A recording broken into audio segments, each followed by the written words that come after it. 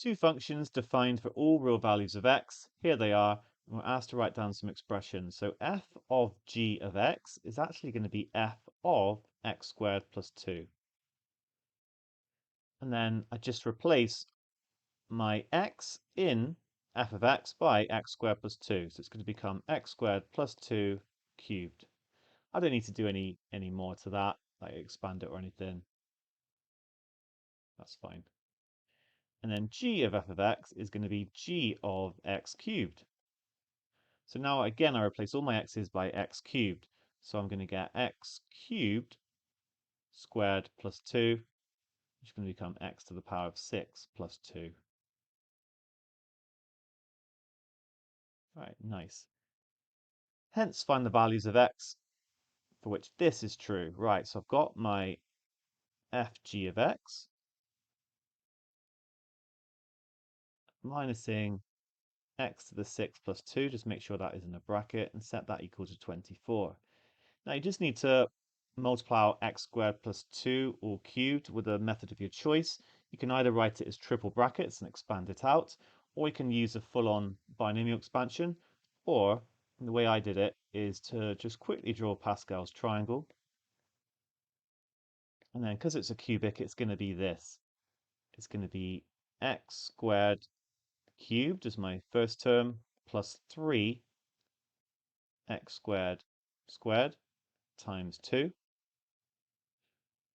plus 3 x squared 2 squared plus 2 cubed.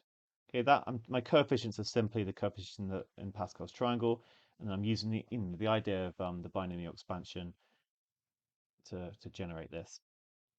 So I'm just going to simplify that. So that's this bit here. I'm going to get x to the 6 plus 3 times 2 is 6, so 6x to the 4 plus 12x squared plus 8.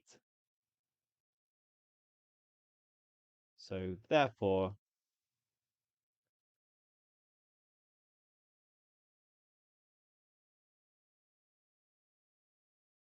this minus x to the 6 minus 2 equals 24. The x to the 6 is cancelled, and we're left with a hidden quadratic.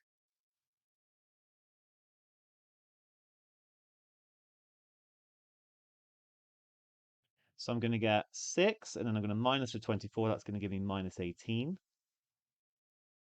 equals 0.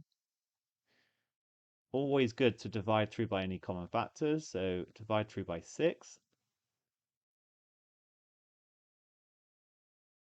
And then you can either do a substitution, u equals x squared, which makes it u squared plus 2u minus 3 is 0, or just factorize directly in terms of x squared. You get the same answer. So I want a positive 2x squared, so this is going to have to be plus 3, and this is going to have to be minus 1. And therefore u, or what eventually becomes x squared, is going to be 1 or minus 3.